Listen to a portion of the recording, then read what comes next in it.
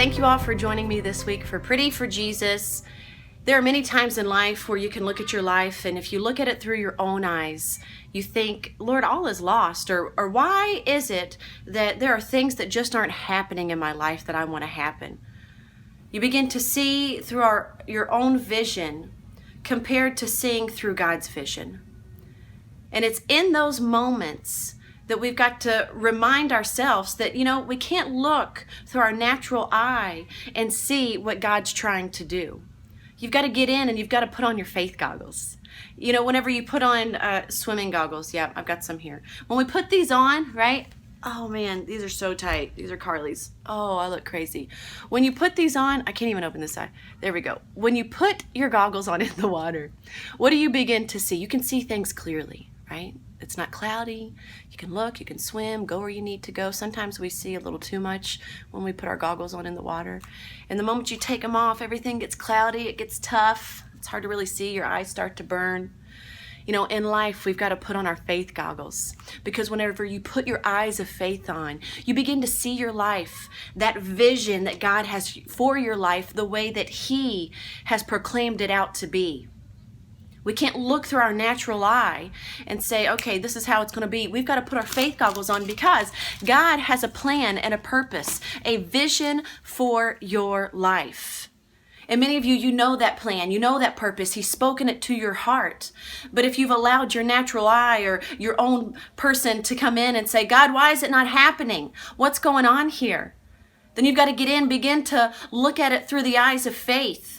We understand in Proverbs chapter 29 and verse 18, and I love this scripture in the Amplified, where there is no vision or no redemptive revelation of God, the people perish. But he who keeps the law of God, which includes that of man, blessed, happy, fortunate, and enviable is he. That whenever you keep the law, the word of the Lord, whenever you build your faith up, God's going to come in and He's going to give you a redemptive revelation from Him. A revelation that will be birthed inside of your spirit of His very vision for your life. That's the cool thing about God. He's got a vision for each one of us. For our future, for our home, for our family. If you're believing God to get married, He's got a vision for your future spouse, for who that is. Wherever you're at in life, God has a vision. We see in Habakkuk that the prophet Habakkuk, in these 3 chapters, it's such a powerful book, that he's talking to God. He's upset because the Babylonians are taking over the nation of Judah. And he's like, all right, God, what's going on here? This is a nation that's allowed sin to come into their lives. And then the Babylonians, they're just evil, and they come and they begin to take over. And you know what I love about God is He comes in verse 5 of chapter 1, and He said, look among the nations and watch, be utterly astounded, for I will work a work in your days which you would not believe, though it were told you. The book of Habakkuk, that word in the Greek actually means to embrace or to cling to God. Even in those moments where you don't see things happening because you're looking through your natural eye, you put on your faith goggles, and God says, wait, just wait, because I'm going to astound you with what I'm going to do in your life.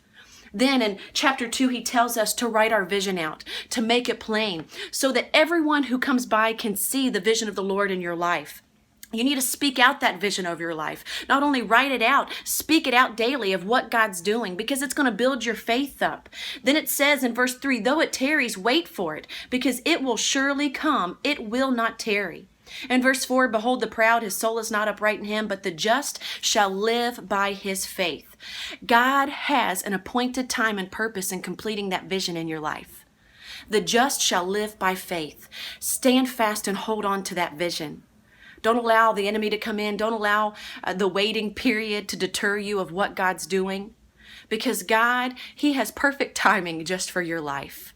He is faithful. God is always faithful. He can't deny Himself. It's just who He is. So we're going to get our vision lined up with His vision. And if there's anything that needs to be corrected, Lord, I thank You in putting my faith goggles on. You correct it. You add the increase. And Lord, I will live by faith.